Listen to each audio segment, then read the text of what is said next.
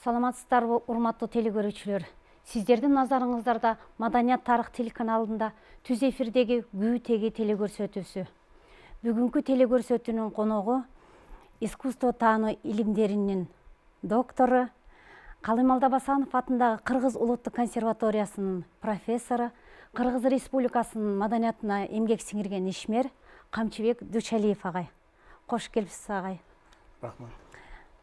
Ошондой эле бүгүнкү тема кыргыз салттуу музыкасынын, азыркы учурдагы кыргыз салттуу музыкасынын абалы деп аталат. Ушул теманын айланасында айта турган ойлоруңуздар, сунуштарыңыздар, пикирлериңиздер, суроолоруңуздар болсо 64 00 62 65 42 04 телефондоруна чалсаңыздар болот. Агай, ушул азыркы учурда биздин кыргыз улуттук музыкалык маданиятыбызда кылымдан бери жашап келе жаткан өзүбүздүн элибизге мүнөздүү салттуу музыкасы калыптанып, нукка түшүп калыптанып келе жатат.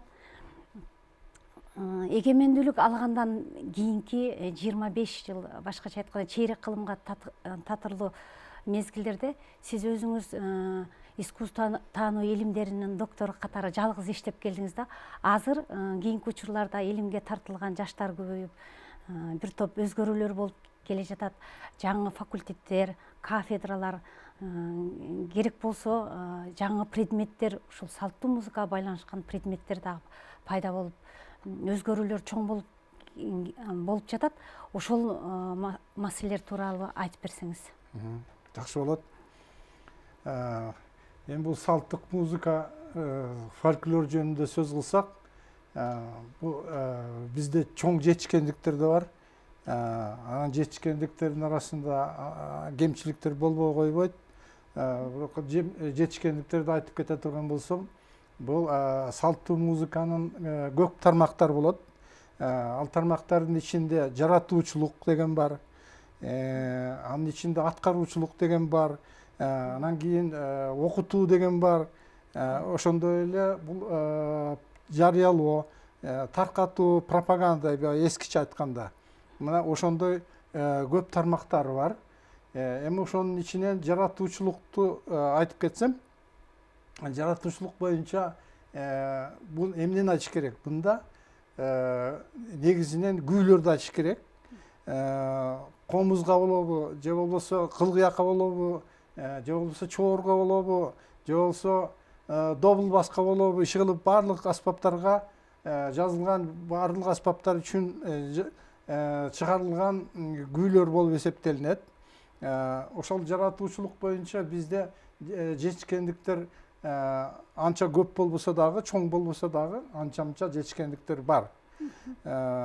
Себеп дегенде биз дайым ушул мурунку залкарлар менен салыштырып, анан азыркы учурдагы пайда болгон жаңы күүчүлөрдү айтсак болот.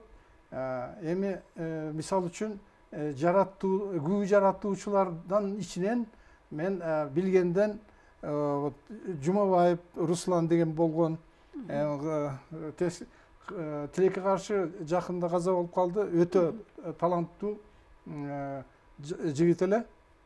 Анан ошо күү жаратуучулардын ичинен айтсам Оразалиева бар, Нурзат Оразалиева деген. Бул ал сен коллегаң болот. Экөөң бир мугалимден окуп бүткөнсүңөр.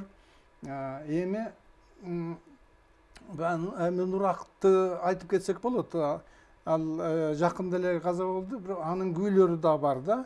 Ушу жаратуучулуктан кийинки эгемендүүлүк жылдарынан кийинки өзгөрүүлөрдө. Мен 3 кишини айттым жаратуучулук деп. Анан бирок биздин республика боюнча ар кайсы жерлерде, облустарда дагы ошо күү чыгаргандар бар. Аны биз көрүп жүрөбүз, телевизордон көрүп жүрөбүз дегендей. Анан өзүңүн дагы 1-2 күүң болушун керек. Аны мен толук биле албайм. Эгерде сен өзүң айтып берсең, анда кайра жакшы болот, телекөрүүчүлөр да билип калышат да. Анан пропаганда жагы да жакшы болуп атат да. Жакшы жолго коюлду десем болот. Бул жагынан сен туп-туура айттың. Себеп дегенде бул пропаганда жайылтуу жагынан биздин комузчулар көбөйдү. Кылгыякчылар, аспапчылар көбөйдү. Барлык эле аспапчылар, барлык аспапта ойногондор көбөйдү. Анан окууга киргендер дагы көбөйүп атат. Конкурс менен кабыл алып атабыз. Ооба, консерваторияда ладистер бар, даярдалып. Мен иштеген консерваторияда, дагы эле ошо мен иштеген Бешеналиева атындагы университетте ошо жаңы келген жаштар көбөйүп атат. Алар мектепти бүтүрүп келгендер бар, училищаны бүтүп келгендер бар, колледжди бүтүп келгендер бар. Ушундайлар көп да бизде. Анан теле боюнча дагы ушул эле КТРК боюнча пропаганда көп болуп атат. Мисалы үчүн айтып кетсем, КТРКдан ошол эле жанагы алат комуз таңшыйт деген передачалар болуп турду эле. Анан ЛТРди карап көрсөк, ЛТРдан дагы жакшы передачаларды алып барып атышат. Мисалы үчүн Нурзат Розалиева өзүнчө Чак түш деген бир передача алып барып, анда өзүнүн окуткан окуучулары менен келип кээде күүлөрдү ойноп берип атышат дегендей.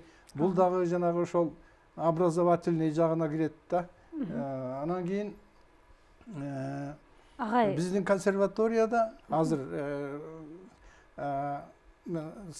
сиз сурооңо жооп берейин. Консерваторияда чоң факультет бар. Ал факультет салттык музыка жана фольклор деп аталат. Ичинде 2 кафедра бар. Эл аспаптар кафедрасы, анан кийин элдик ырдоо кафедрасы бар.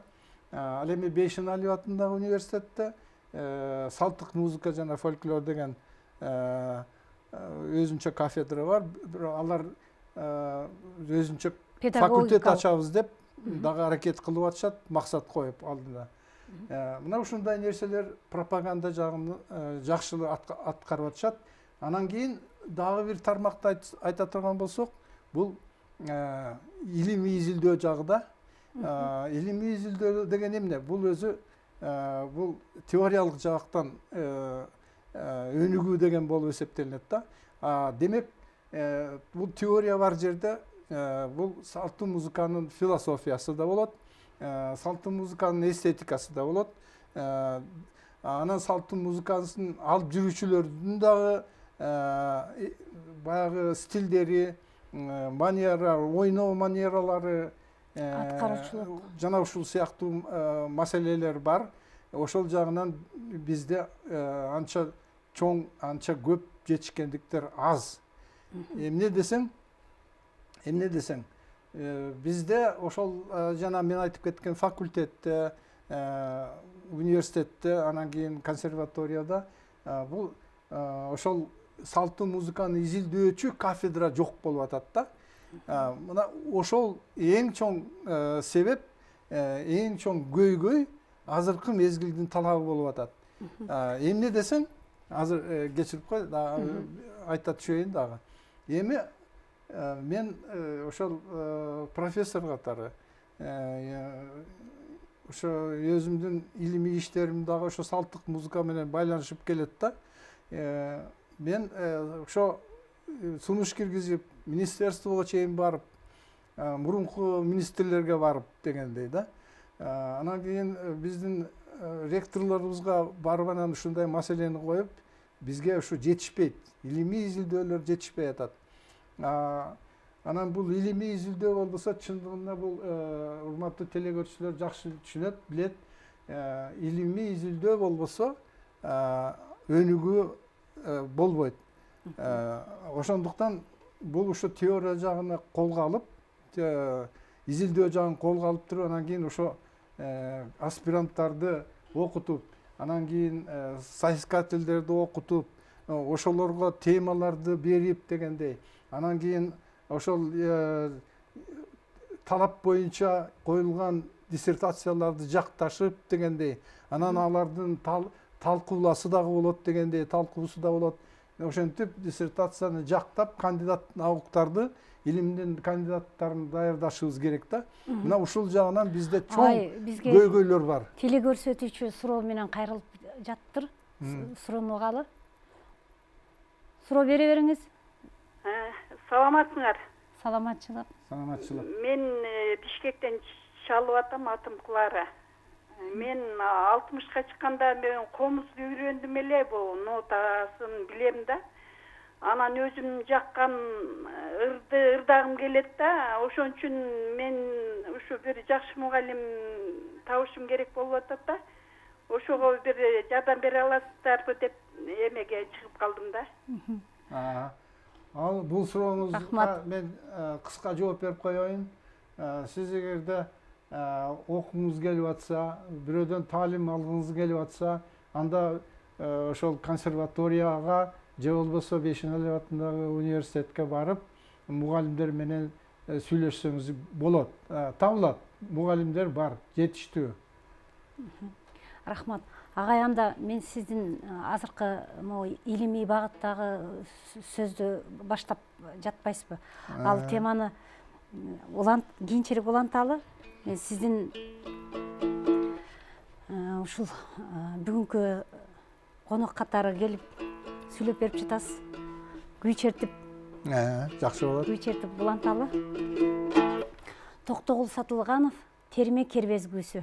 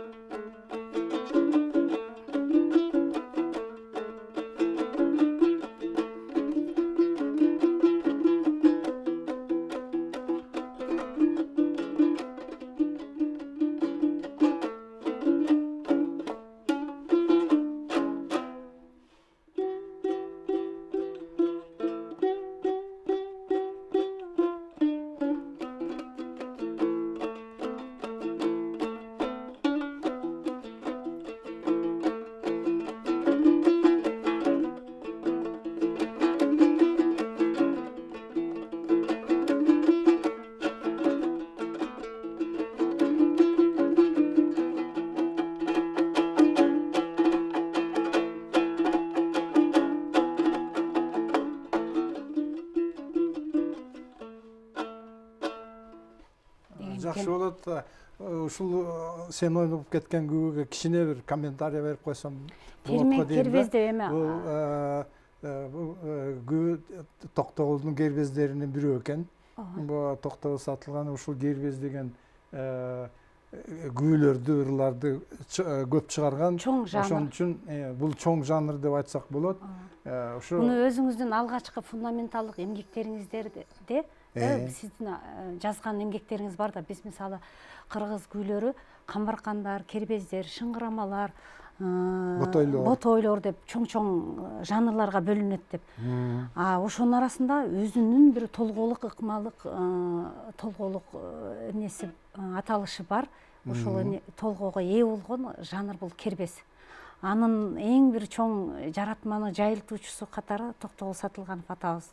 Албетте. Терме дегени биз эми ар кайсы эмнеден терип дегендей. Азыр мен эмнеге ойноп жатканын себеби дагы түшүнүктүү болуш керек, агай. Сиз менен азыр мондай кенен кесире сүйлөшүп отурганда биз ар кайсы илим жаатында ушул салттуу музыкалык маданият тармагындагы маселелерге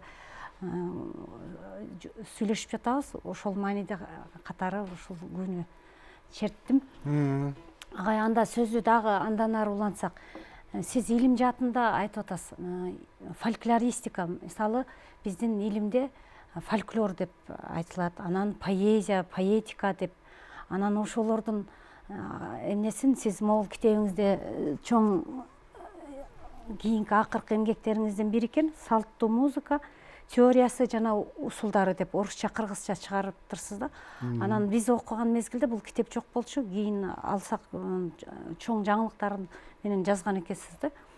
Ошондо фольклор деген сөзгө аябай маани берип, алардын кандай усулдук ушул теориясын усулдарын бүт изилдеп жазыптырсыз да.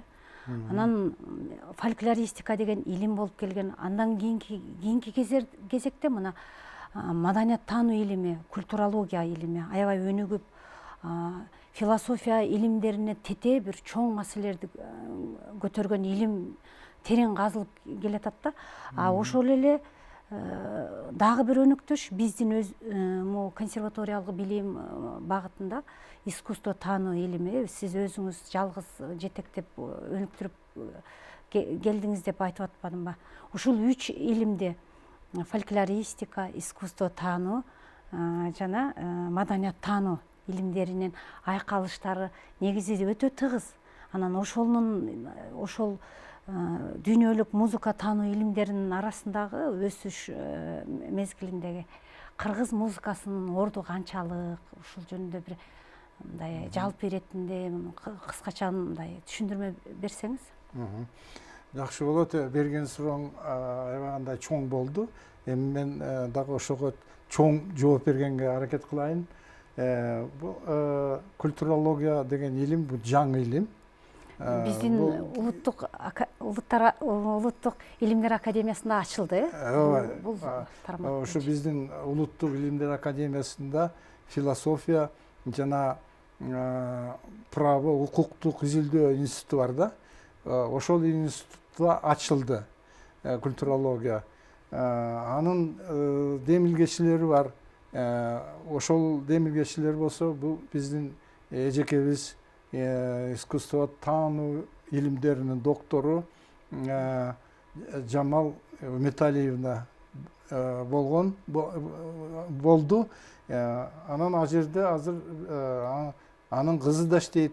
Чынара Үмөталиева деген бар. Анан кийин Калбүбү деген дагы бир сотрудница бар. Аларды ал жерде аспиранттар окуп атышат дегендей соискательдер защита кылабыз деп диссертациялы жазып атышат. Эми бул жаңы илим дегенин себеби мурда жок болчу. Мындай илим жеке эле Кыргызстанда эмес, бут Советтер Союзунда жок илим болчу да. Анан кийин эле бул илим ачылды. Ачылганда көп жерлерде кафедралар ачылды, университеттерде ачылды кафедралар, культурология деген. Ошол жерде сабак өтүлүп, анан кийин кызыгуулар көп болуп, азыр ошо культурология илиминин кандидаттары чыгышты. Защита кылып, азыр иштеп жүрүшөт университеттерде. Анан жаңы дегенин себеби дагы бир искусство ведения деген илим бар болчу да. Бул Советтер Союзунда эле өөрчүп, көп жетишкендиктерге жетишип, анан мен өзүм дагы ошо искусство таануу илиминин кандидаты болуп, Кыргызстанда биринчи кандидаты болгом да. Андан кийин дагы эмгектенип туруп, анан докторский диссертация жазып, анан биринчи доктор болгом да. Эми бул азыр болсо искусство ведения илими дагы эле өсүп атат. Анткени себеби Роза Аманова искусство таануу илиминин доктору болду, защита кылды, эмгек жазды дегендей. Ошондуктан мен айтып атам да, искусство илими деле өсүп атат. Искусство таануу илими, культурология илими экөө параллельно өсүп атат. Бул экөө тең эң керектүү илим болуп эсептелинет. Фольклористика. Фольклористика болсо ал дагы өсүп атат. Себеп дегенде бул фольклористика бул дүйнөлүк илим болуп калыптанган эчак эле. Тилчилер дагы бар. Ошо фольклористиканын ичинде изилдегендер. Адабиятчылар бар. Себеби адабиятта дагы фольклор бар да. Анда ал жагынан көп бизде жетишкендиктер көп. Илимдин докторлору, кандидаттары бар. Бирок музыкалык тармагы аксап турат. Туура айтасың. Музыкалык тармагы аксап турганы себеби бизде илимий изилдөөлөр аз да. Аз болуп атат да. Анан мен айтар элем да ушу менин окуучуларыма анан кийин келечектеги муундарга айтар элем да ушул искусство таануу илимин өөрчүтүп силер окугула, аспирантурага өткүлө, темаларды изилдегиле, темалар толтура, аябай көп. Мисалы айтып кете турган болсок, ушул эле салттуу музыка боюнча кандидаттар жок эсед азыр. Кандидаттар жок эсед. Анан темалар болсо мына комуз музыкасы боюнча тема толтура. Кылгыяк музыкасы боюнча дагы толтура. Чоор музыкасы, темир комуз музыкасы, урма аспаптардан вот иши кылып элдик аспаптардын темаларына байланышкан диссертация жазылбай атат да, жазыла элек. Эмне үчүн? Мунун дагы бир себеби бар да. Жана бир айтып кеттим. Ошол консерваториядагы анан кийин Бейшеналиев университеттеги факультет менен кафедраларда ушу салттык музыканын теориясын изилдей турган кафедра жок болуп атат да. Эгерде ушундай кафедра болгондо анда салттуу музыканын алып жүрүүчүлөр комузчулар, кылгыякчылар, темир комузчулар ушулар кирип анан иштейт эле да. Ооба, сөзүңүзгө аралжы. Мындай деп айтсак болот экен да, анда Кыргызстанда тил изилденип, кыргыздын тили изилденип, музыкалык тили изилденилек. Себеби сөздүн аркы жагында музыка, обон жатат да. Биздин ата-бабалар сүйлөсө кыраттап, куюлуштура, мисалы Радлов, жана окумуштуулардан Бартольд ушулар маани бергенде бул элди аябай куюлуштуруп сүйлөгөн, сөзмөр эл деп баа берген да. Ооба, айтып кеткен. Биз бир тараптуу эле сөзгө маани берип, тилчилер, сиз айтып атпайсыз, аябай көп бул илгертен Союз учурунан бери изилденип келаткан тармак депчи. Тилчилер, адабиятчылар чындап эле ошондой. Музыкалык жактан жок дээрлик. Өзүңүз айткандай, теориясы изилденмей сайын илимпоздор чыгышы кыйын. Теорияны билиш үчүн биз аспаптарды, ар бир аспапты таанып билишибиз керек. Мисалы, комуз аспабы. Бул комуз аспабында эмне? Күү деген чоң феномен аткарылат. Кыргыз казакка мүнөздүү чоң күү деген жанр бар. Мисалы, симфония, опера кийинки учурда, Союз учурунда биздин улутка келди да. Өзүбүздүн ата-бабалардын нускасында күүлөрдү, ырларды, дастандарды айтышканда, ошол жагынан алып көргөндө биздин бул музыкалык тилди изилдөө айдыңы бош эле, изилденбей эле дың боюнча турат деп айтсак болот экен да. Туптуура. Муну айтып да, коңгуроо кагып да сөз кылып эле атабыз. Бу теледен деле айтып келатабыз, радиодон деле какшап айтып келатабыз. Бирок бир чечкиндүү, бир алга жылуулар жок. Анткени бул үчүн өзүнчө каражат да керек да. Ошол эле изилдөөчүлөргө, аспиранттарга бир каражат бериш керек да. Алардын изилдөөлөрүнө жол ачып бериш керек да. Мисалы үчүн финансирование болуш керек да. Мисалы үчүн экспедицияга жиберип туруш керек да. Мисалы үчүн аспаптар айылда жашаган аспапчылар толтура да. Мына ошолор барып экспедицияга чыгып изилдесин. Анан кийин бул жерде биздин Бишкекте ошол эле аспапта ойногондор көп болуп калды, көп эле азыр. Эми ошолор изилдеш керек эле да. Алар болсо бир бетке кетип атышат да. Ошол бир бетке кет дегеним, алар ойногонду гана үйрөнөт, анан аткарат, концертке чыгат, бүттү, тойго барат, же дагы бир башка чакырган жерге барышат дагы ойнойт, ошо менен чектелип калып жатышат да. Бирок момундай түрткү берип, колдоп аларды, атайын кафедраларды ачып, Анан кийин Системдүү карап тапшырма берип, андан кийин талап коюп, суроо коюп, сен могун өткүн, аспирантурага өткүн, момундай теманы изилдегин деп туруп, телегөрүүчүлөрдөн ошондон отчет алып турса, ошолордон чыгат изилдөөчүлөр. Рахмат Мына агай. мисалы үчүн Биздин агай телегөрүүчүлөрдөн суроо бар экен. Суроону алып коелу. Макул анда. Суроо бере бериңиз, угуп атабыз. Саламатсызбы? Саламатчылык. Саламат. Мен агайга суроо берейин дедим элем. Асан Кайбылдаевдин күү баяны деген китеп уже даяр да, ошону эмнеге чыгарып окутпайсыңар? Рахмат суроо бергениңизге. Мен эми кыска эле жооп берип коеюн. Асан Кайбылдаев деген өтө чоң изилдөөчү болгон, билимдүү киши болгон. Тилекке каршы эртерээк кетип калды. Эми ал кишинин жазып кеткендери булар аябаганда чоң мондай бир куржун толгон эмгектер болуп турат. Эми четинен чыгарып атат деген ойду айткым келип атат да. Мисалы үчүн жанагы Азиатский университетте иштеген бир кыз бар. Чыгыш университети. Борбордук чыгыш университети. Борбордук чыгыш университетинде. Ошол кыз ошол Асан Кайбылдаевдин 2 томдугун чыгарды. 2 томдугун чыгарып, ошол жазып кеткен эмгектеринин баарысын дебесем дагы ошонун көбүн чыгарып кетти. Андан сырткары дагы бир том чыккан. Асан Кайбылдаевдин Күү баяны деген. Ошол китепте дагы көп маалыматтар бар.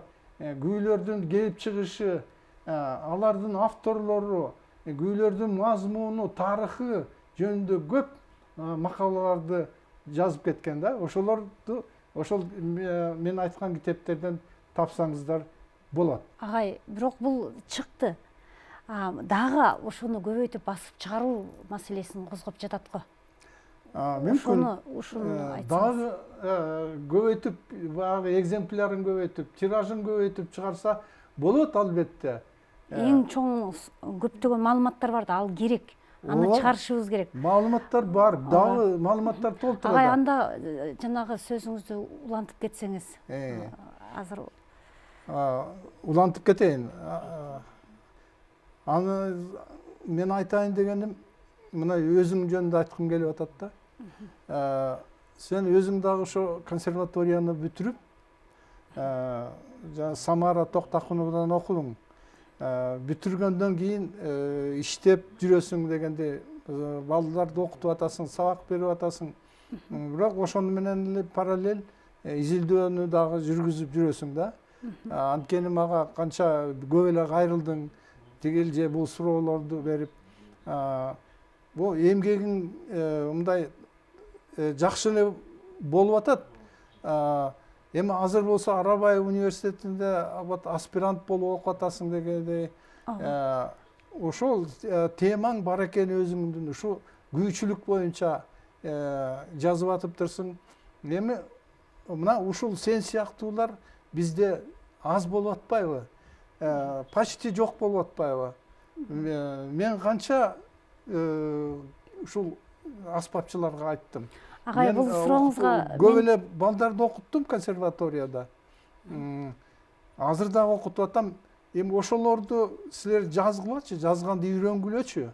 Бул темаларды изилдеп, анан кийин диссертацияны жазып туруп анан жактагылачы.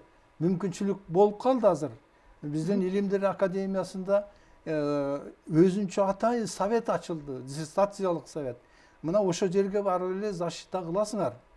Агай, анда сөзүңүзгө жооп мындай деп айтмакчымын да.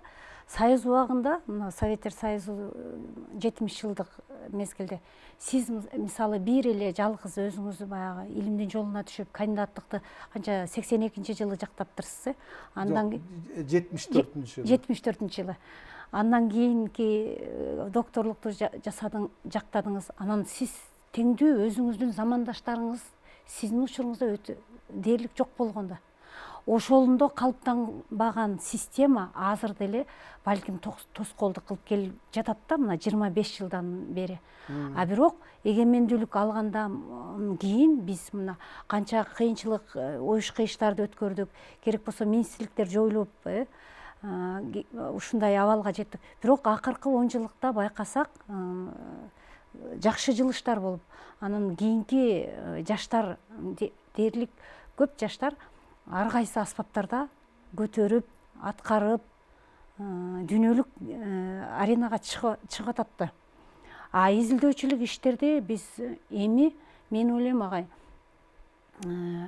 улуттук мааниде, улуттук деңгээлде, мамлекеттик деңгээлде аябай мындай жоопкерчиликтүү карап, ушул жолду терең өздөштүрүшүбүз керек экен да. Сиз айткандай, илимге умтулган жаштарды тартышыбыз керек. Сиз айткандай жаңы предметтер, ушул салттуу музыкага байланышкан предметтерди берип, аспаптарды изилдеп дегендей, мен ойлойм бул тарабынан иштер алга жылып калды. Анан сиз мисалы ошол учурда жалгыздап айтып келатсаңыз, азыр эми буюрса мына культурология боюнча, искусство таануу илимдери боюнча жаштар мен азыр билгенден көбү аспирант болуп окуй баштаптыр. Бул көңүл жылытарлык иш.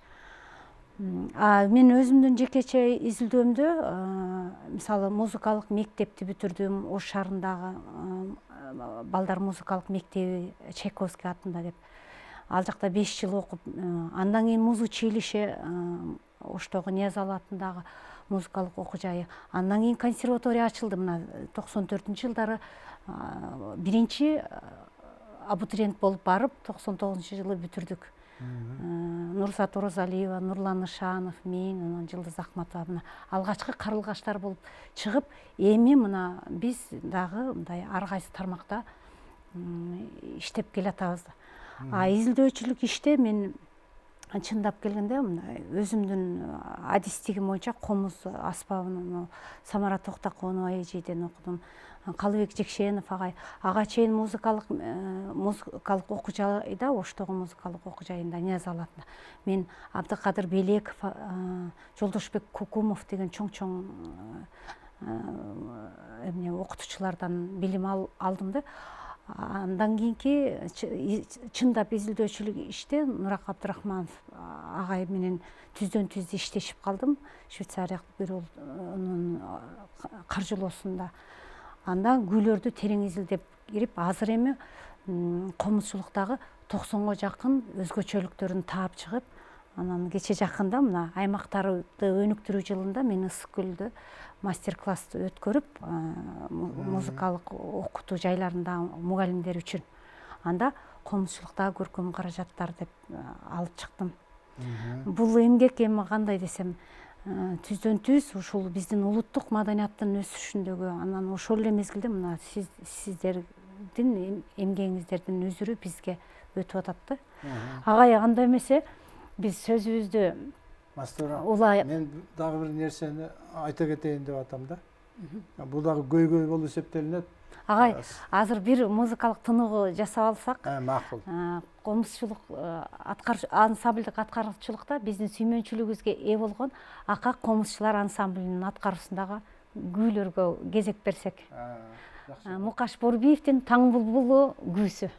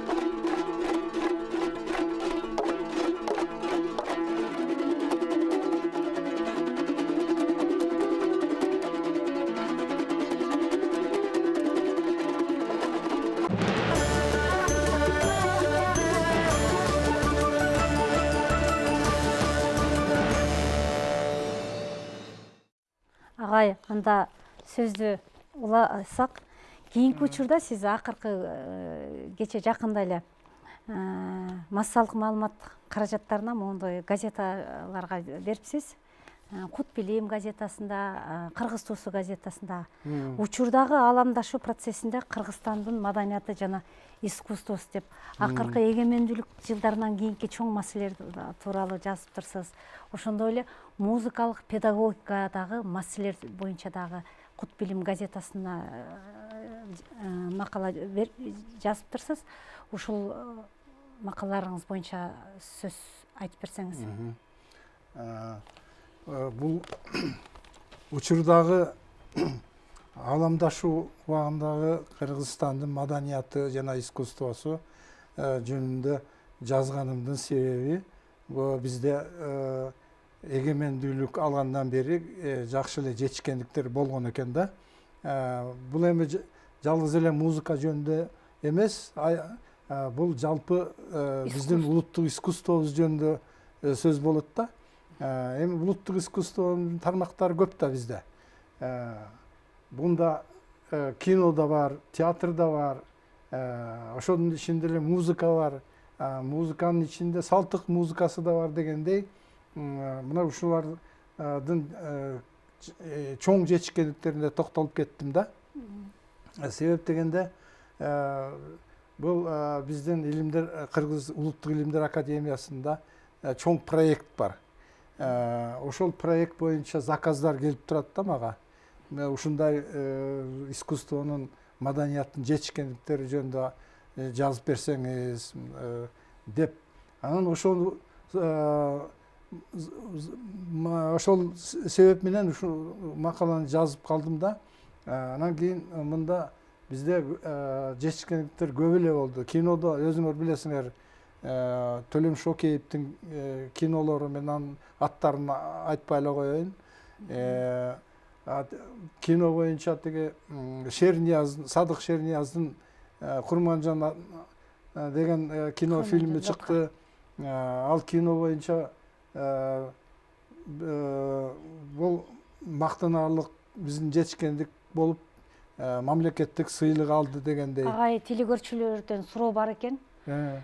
Кабыл алсак. Бере бериңиз сурооңузду. Алло. Угатабыз. Алло, жакшысыздарбы? Саламатсызбы? Мен Каракөлдөн чыгып атам. Мынау жакшы ойду берип атасыздар да.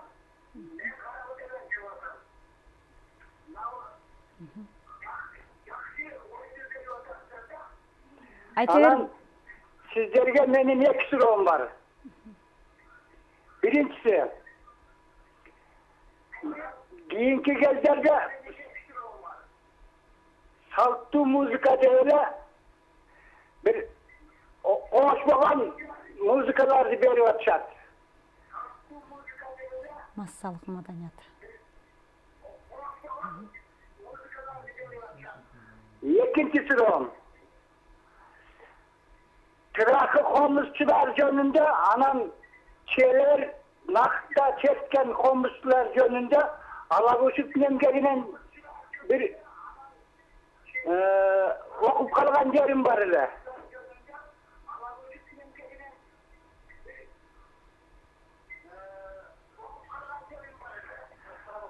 Ошондо кайсы бир комузчу сынч экен. Ошол комузчу ким? Анан тыракы комузчуларга кимдер кирет? Сурооңуз түшүнүктүү болду. Сиз комузчулардын жаратмандыгы жөнүндө айтып атат окшойсуз. Мисалы, жөнөкөй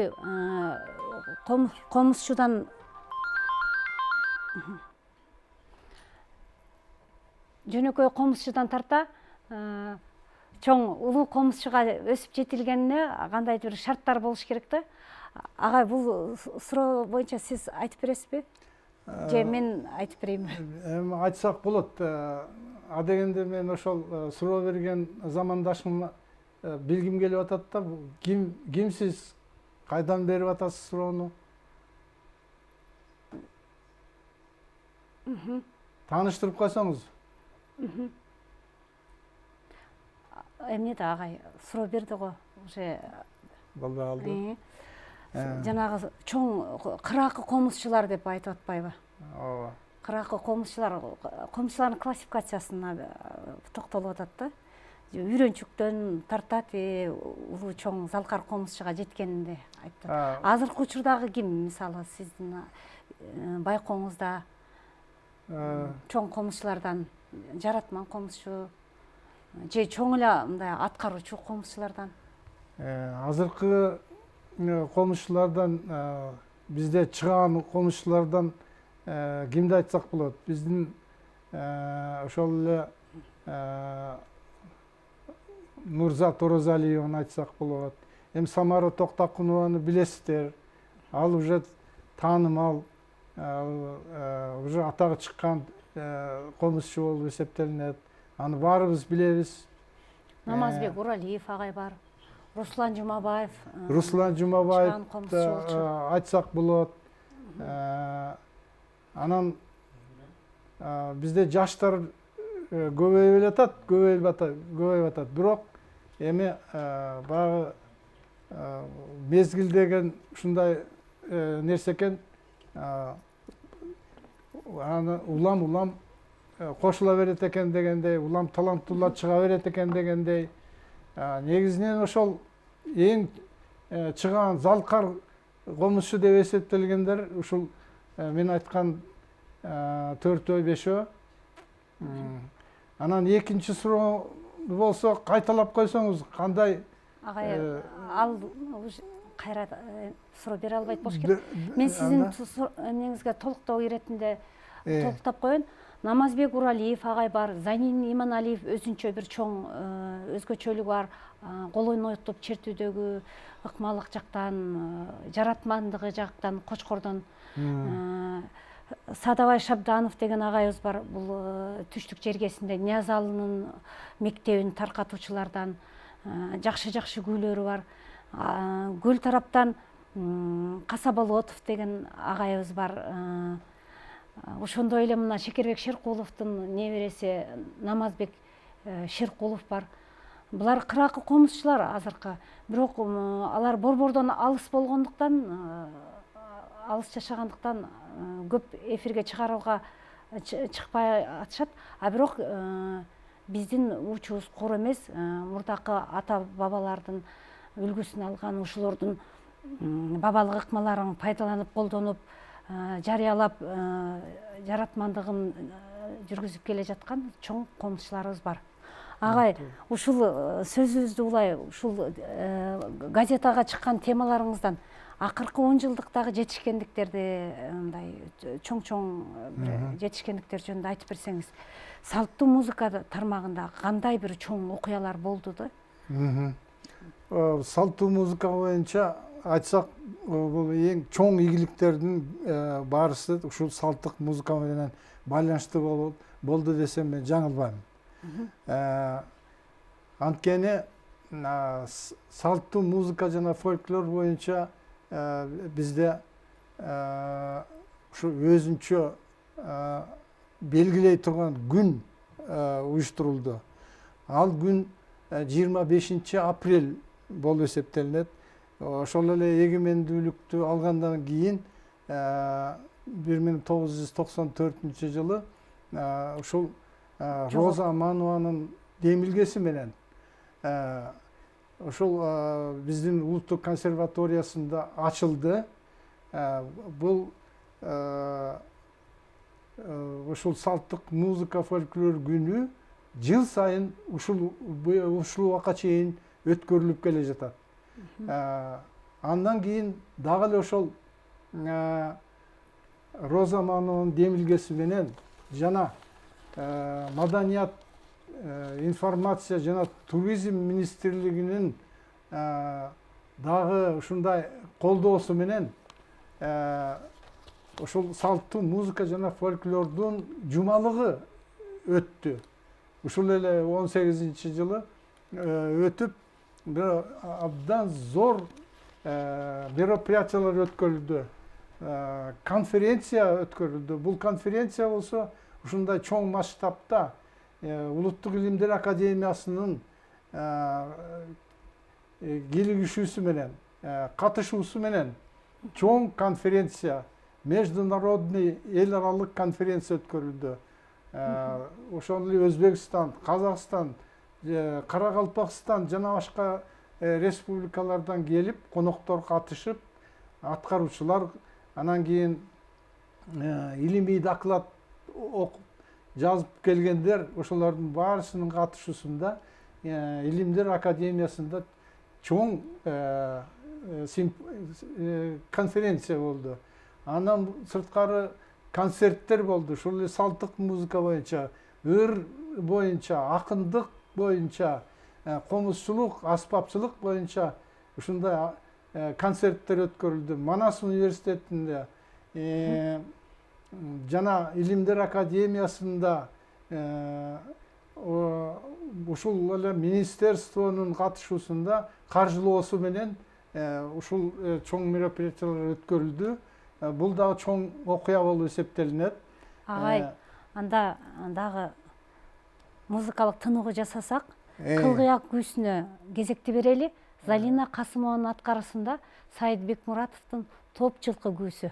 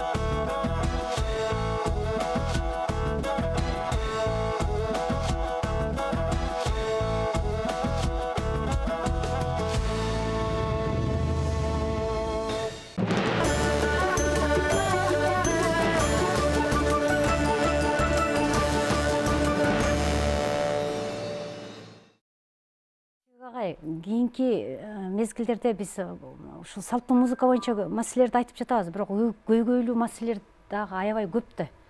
жеринен иштеш керек, ушул маселелер турат. Анан мен баягы изилдөөчүлүк иштеримде карап көрсөм, 70-80 жылдары сиз газета беттеринде комузчулуктагы ой толгоолор деп жазган экенсиз да. Комуз айланасындагы ойлор депчи. Ошондо адистерге көп басым жасаган экенсиз. Репертуарлар жетишпейт, китептер басылып чыкпайт. Мунун себеби эмнеге? Себеби мугалимдер өздөрү жетишерлик билим албайт, кызыктар болбойт. Окуткан окуучулары чала үйрөнгөндө эле эми бийиктикке жетишер мезгилде мен билдим, эттим деп чала үйрөнүп таштап коюшат. Мунун себеби ошол ар бир аспапты изилдеп жазган адистердин жетишсиздиги, алардын кызыктар болбогондугун аябай баса белгилеген экенсиз да. Ошол эле маселе азыр деле кабыргасынан коюлуп турат да. Себеби сиз айтып атпайсызбы, жана айттыңыз го, тойлордо анан изилдөөчүлүк иштерге барбай жатышат депчи. Ушул түпкүрдө болуп жатпайбы маселенин өзөгүчү? Эми агай, дагы бир айтып атасыз, жана жаратмандык, аткаруучулукка, анан илимий тармакта окутуучулук процессине аябай чоң көңүл бурулуш керек го. Ушул маселелер боюнча көйгөйлүү маселелерден сүйлөп бериңизчи. Жакшы, биз жогоруда айттык, азын оолак жаратмандык деген эмне, аткаруучулук деген эмне. Бул жаратмандык, аткаруучулук жагынан жетишкендиктер бар деп айттык. Эми ушул педагогикалык жагына, ушул окутуу жагына, салттык музыкага изилдөө жагына биз эмне үчүн жетише албай атабыз? Анткени билим берүү жагы аксап атат да, начар болуп атат, мындай эле ачык айтканда. Эмне үчүн? Анткени бул билим берүү жагына биздин ошол окуу университетти дагы, жана консерватория дагы, музыкалык училищеси дагы ушул окутуу жагынан, билим берүү жагынан кичине слабый аксап атышат да. Анткени булар ошол аткаруучулук жагына эле кызыгып атышат да. Ал эми илимий жагына келгенде ушундай сүрөмөлөө мамлекеттик жактан, мамлекет жагынан, министерство жагынан ушундай сүрөмөлөө жакшы болбой жатат да.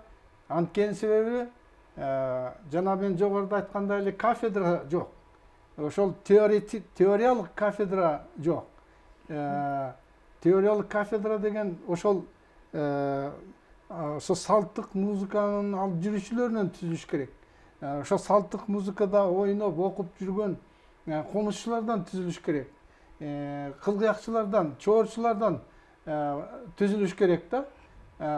Эгерде ошол мен айтып кеткен адистер эгерде теория жагынан жакшы билим алса, жеткиликтүү билим алса, мына ошондо илим дагы болот дегендей, китептерди жазуу дагы ошондо ишке ашат. Мына ушул жагынан бизде көп иштер бар да. Эми жана сен айтпадыңбы, ошол адистерди көбөйтсөк деп, теория жагынан тереңирээк билим берсек деп. Эгерде жанагындай атайын ачылган кафедра болмоюнча, анан ошол кафедрада жакшы мыкты профессорлор, доценттер иштемейинче жылыш өтө кыйын да. Болбошу да мүмкүн. Мына ушул убакка чейин ошол иштер ушул жагынан ушул багыттан алганда илимий иштер өтө начар болуп атат десем жаңылбайм. Мисалы мен окуган мезгилде ооз-2 салттагы музыканын поэтикасы деген сабак болчу эмес да. Кийинки учурда ушул сабак киргизилген экен, ушул предметчи консерваторияда. бул аябай жакшы жылыш болду деп ойлоп атканда ушул предмет боюнча анан негизи биздин аспаптар биринчи кыргыз тилинде жазылып, кыргыз тилинде изилденип, анан башка тилдерде которулуп, котормо иштери дагы көбүрөөк жүрсө жакшы болот беле. Ушулар жөнүндө айтып берсеңиз. Озеки салттагы музыканын поэтикасы предмети. Убакыт аз калды, кыскача айтып кетсеңиз. Поэтикасы ушундай сабак бар болчу. Ушул сабакты ошол дал эле ошол салттуу музыкада окуган студенттерге берип сабак берчүбүз. Мисалы үчүн ошол сабакты мен өзүм бергем. Өзүм программасын түзгөм. Анан ошол программанын негизинде мындай китеп да жаздым. Мына салттык музыка теориясы жана усулдары деген китепти өзүң жана көрсөттүң. Эми ушул тилекке каршы предметти алып салышты. Эми аны ким алып салышты? Мага мен билбей эмесмин да. Аны биздин жогору жактагы башкаруучулар, мисалы үчүн консерваториянын башкаруучулары алып салды да.